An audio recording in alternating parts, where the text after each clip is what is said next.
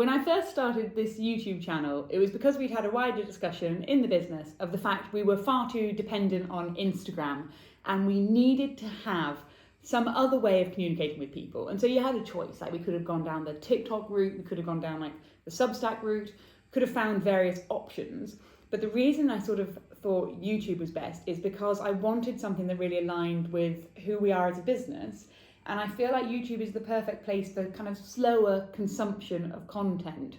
I have no interest in producing a really flashy 60-second video because that could not be more opposite than sewing. Sewing is slow, sewing is patient, and I think those slow, patient moments in life are what is so important and so lacking actually in the modern world. So one of the thoughts we'd had right at the very beginning was this idea of let's do a video which is me just talking about a topic and let's show sewing real time. So I will work on my project whilst we just talk about a topic. And I've always been a bit nervous about doing it because I worry it's going to be boring, because the fact is sewing is slow. So if I sit here and I sew with you and talk about something for 20 minutes, you won't necessarily see a vast amount of progress. But actually, I think that is one of the beauties of it, is just embracing the slowness. So we're going to have a go. Bear with me, this is the first time doing this, and just let me know, like ever, let me know what you think of this kind of video. A few people in the comments before have said, do a video where you're sewing live. And so I know that a few of you are really open to this idea, so do let me know what you think. And now is the time to pause the video and go and get your own sewing. I love the idea that you might sew with me whilst we talk about this. So go get your sewing and then we'll start.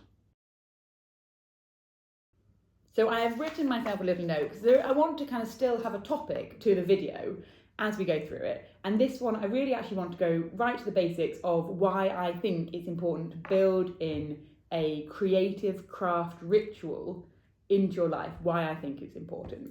And it goes right to the core of why I started the Fabled Thread in the first place. One of the reasons I started this business was not just because I wanted to create finished pieces, for people to enjoy. It was because I wanted to celebrate the making process. One of the disappointments I'd found with a lot of kits out there is whilst they could create pieces of art or objects that you really liked, I felt like they were all so functional.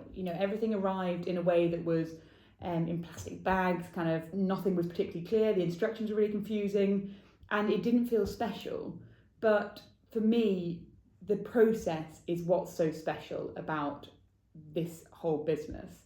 And part of that comes from where I first started it. And I first started sewing when I was working in finance, and I was working in an investment bank, working in mergers and acquisitions and working crazy hours, intense situations. And I took up sewing basically as a way of switching off. And part of that is because it brings this mindful benefit because you are physically restrained from doing anything else. So right now, if I sew, I can't look at my phone because my hands are busy. If I listen to an audiobook whilst I sew, I can't think about work because my mind is busy. And it forces a level of switching off. I am not the kind of person that can just sit and meditate, and I think that's really incredible if you are that kind of person. I think it takes years of training. That's not me. And so when I started the business, what I wanted to do was bring that mindful self-care moment to people who needed it. And the way I do that is by doing simple things like we present the kits beautifully so that you feel like it's a treat. So you look forward to opening the box and having that 20 minutes to yourself. I think it's important for people to build in that time for themselves because the world these days doesn't offer much slowness. It's a world full of distraction from everything, like getting notifications coming up on your phone to if you're doing work, your email notifications constantly coming up. So you can't focus on one task. It's really hard to get into the flow state.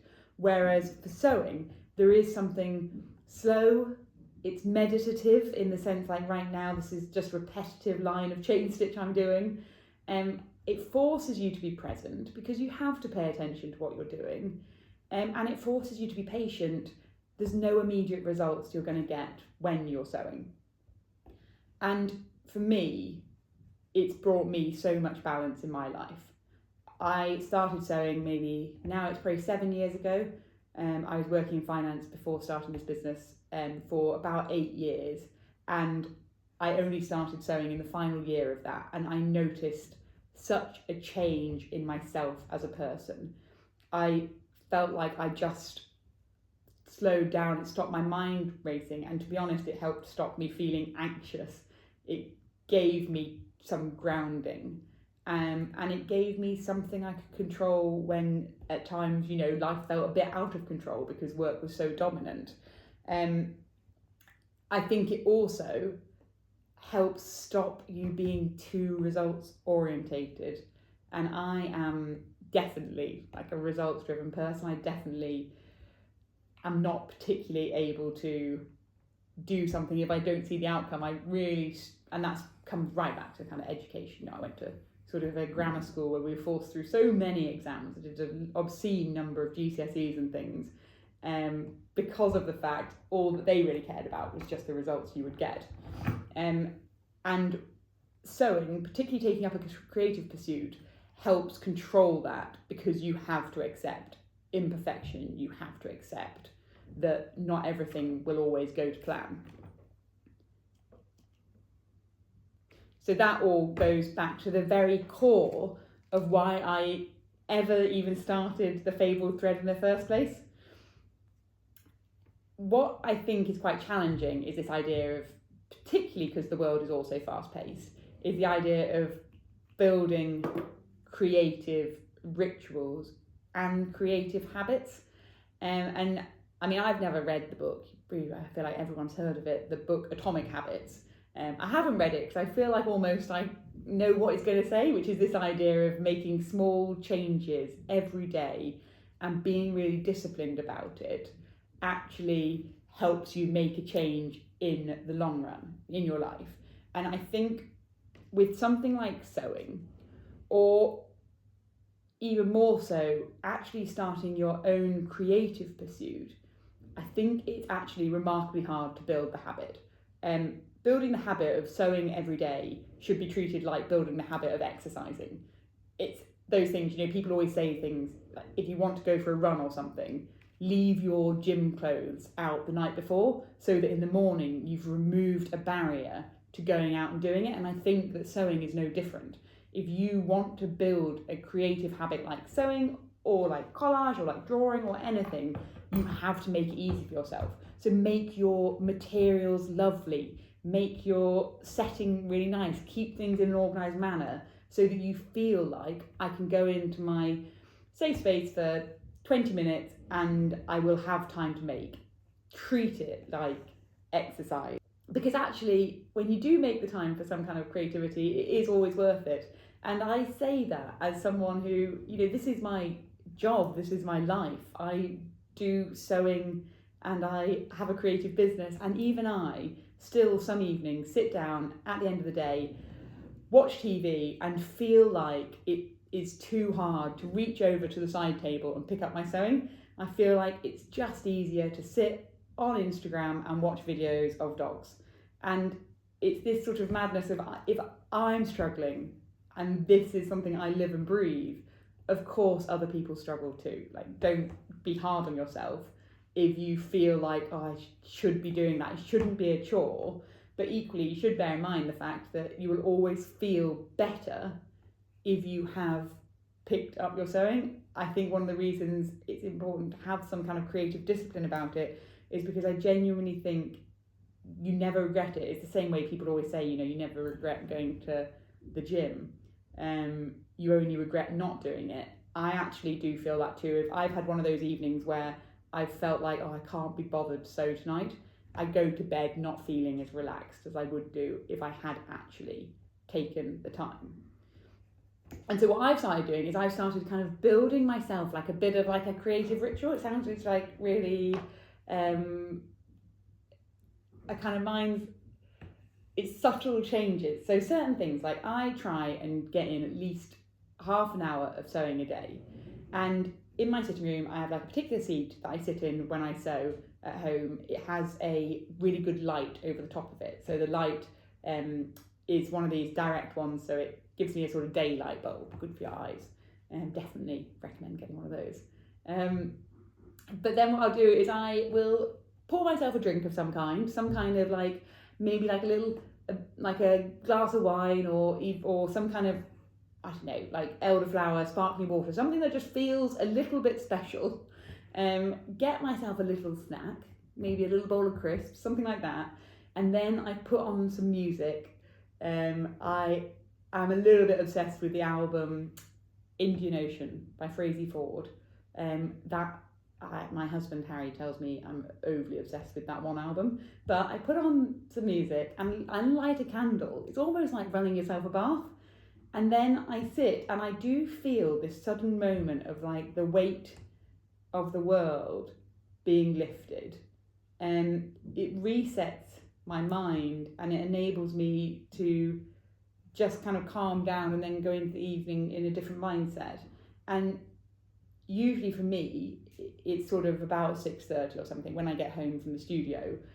Or if I'm feeling like I'm having a particularly stressful week, then actually I do it with a cup of tea in the morning, and put aside 20 minutes in the morning. Like I can always get up 20 minutes earlier.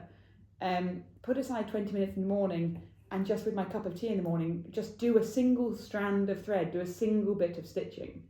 So what I thought I wrote on this piece of paper is I wrote down like my tips for if you do want to build a kind of more of a creative ritual for yourself, and some tips that I have that I think have helped me. So I think the first one is that idea of finding a space, like find a peaceful space. It can be as simple as like a particular chair you sit in, like a chair by a window, something like that. I'm longing for one day I'm going to buy myself the most comfortable armchair. I'm going to go on the hunt for a very comfortable armchair and have one seat that I always will sit in. So I think find yourself a peaceful space, somewhere you can take yourself away from like the noise and what's going on in the rest of your life. I think find something to listen to because you want to occupy your mind, and music works pretty well, but I really think the best thing is if you have an audiobook. And I will put a link down below this video because I have a list of kind of on the website of all my favourite audiobooks. And I think when it comes to sewing, my absolute favourite audiobooks to listen to are kind of gripping thrillers, like whodunits, classic kind of slightly cheesy crime ones, because I actually think what I really want when I'm sewing is something just to completely absorb me. And I've tried doing those slightly more kind of higher brow novels before, but the issue is if the pace of the story is a bit slower, I can end up getting distracted. So I think for me, what works best is a kind of classic whodunit, because the narrative just fully absorbs you and you just want to know what's going on. So I think find something to listen to. And then I think set just small, manageable goals. Don't feel like, oh God, I've got to sit down and get loads done. Just sit down and just get a bit done. Like just do one strand of thread, or maybe like here, I'm just focusing on just doing like this bit of border. I'm just going to kind of work along the border. I don't need to do anything more advanced than that for this. I think then it's this idea of making it part of your routine.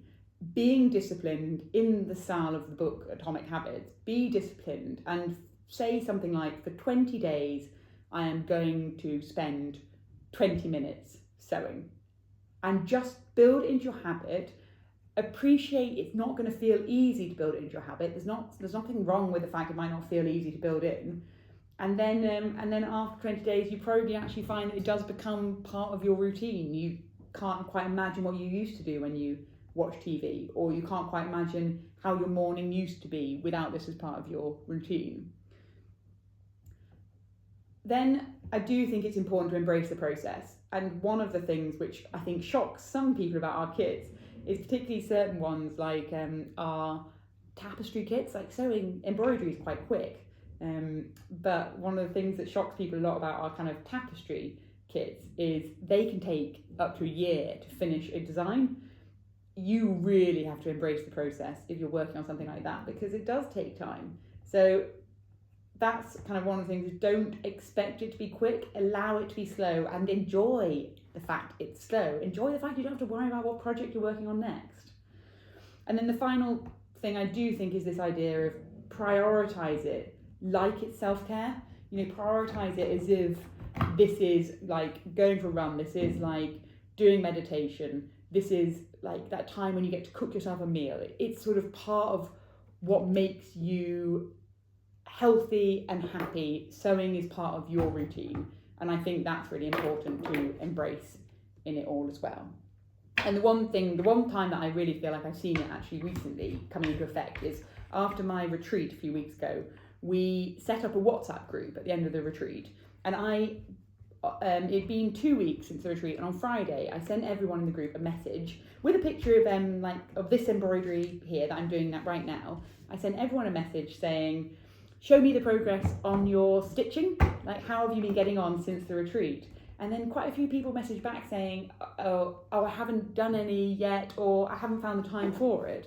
But me just triggering by sending a message almost made you feel a bit guilty, to be honest, about the fact they hadn't done some. And a couple of people responded, like one of the women responded saying, God, I was doing the ironing and I've just put the ironing down and I've gone and got myself a glass of fizz and I've picked up my sewing and I'm doing that instead. And actually, you know what, that's just super important. It's not luxurious, it's not unnecessary. It's important to prioritise yourself, because I think a lot of people, and I think particularly a lot of women, don't often prioritise themselves, and I think you should allow yourself little luxuries, and these are little luxuries. It's nothing lavish about spending 20 minutes sewing. Yeah, God, I can really go on, can't I?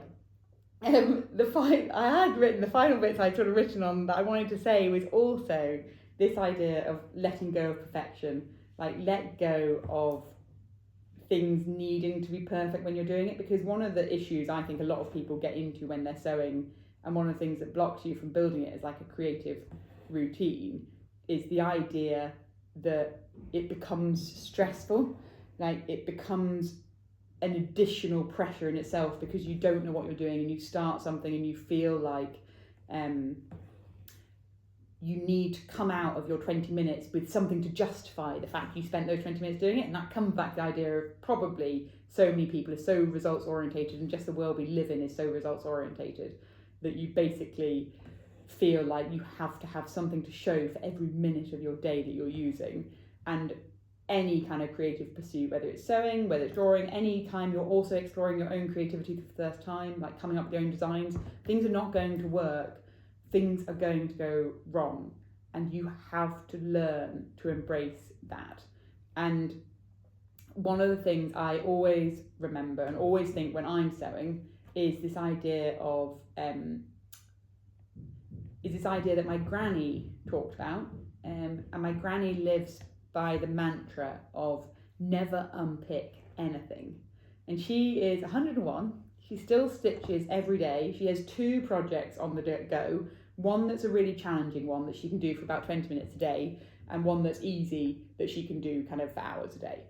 So she still is mentally challenging herself with some really complicated designs, and she designs them all herself. And she has always said to me, never unpick. And what she means by that is, firstly, particularly if it's sewing, there's not much you can't fix by stitching over the top of it. Within sewing, you can generally rearrange things by stitching over the top, or there's nothing you can't fix by just making it work, making the rest of the design fit around it. If something goes wrong, make the rest of the design fit. But also, finally, like, accept what you did and allow that to be a mistake. You're the only one who knows there's something there that you're not happy with. And I do really believe in the idea of like not unpicking things, because actually often at times where I have got doubts about something and I've unpicked it, I've ended up going back and stitching the same thing again. I think the moment you unpick something, it shows you're taking it too seriously. Like, don't take it so seriously. Who cares what the back looks like? Who cares if there's a gap? Who cares if that French knot's a bit messy? If you start trying to unpick, then you start taking everything too seriously. And I do think to build a creative ritual that actually feels meditative and patient, you have to let go of perfection, and you have to embrace the kind of errors and mistakes as part of your work. And so I think that's really important. The final thing really is this idea that when you do something like this and you do get yourself in that calm state, it's sometimes when you have your best ideas or your best thoughts, And one of the things I've been hugely thinking about at the moment is the idea of how impactful creativity can be, and a lot of that is stimulated by these videos that are going out on YouTube. You know, we're getting such engagement, the comments, the people I'm meeting is really quite different from what I'd expected, and there's such a lot of interest in some of the things we're doing beyond, you know, to people who are never going to buy a kit, because you don't need to, you know, you don't need a kit to start sewing, but actually to be able to share community, to be able to share ideas, to be able to demystify the creative process, to make people feel more confident. I think it's given me and the team as a whole a really kind of renewed sense of purpose, a really renewed sense of why we do this. And so one of the things that we're focused on at the moment is we're kind of restarting our community membership program. We have a community membership program at the moment called the Studio. I'll put a link below the video.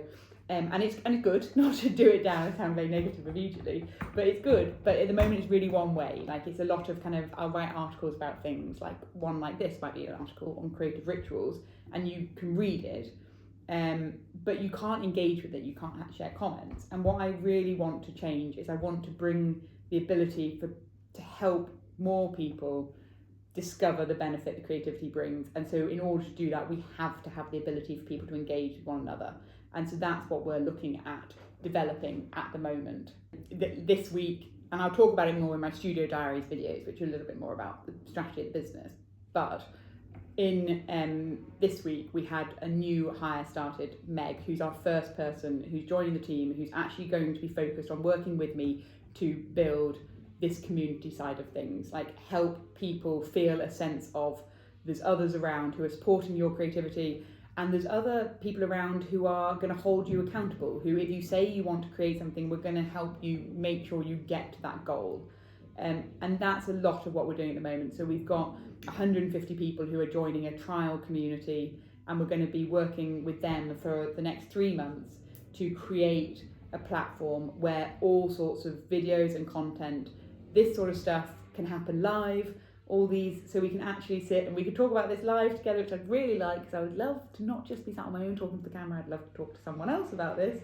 We're going to start creating that. So if it's something that you think is interesting, then I'll put a link below the video and you can sort of sign up to an email list.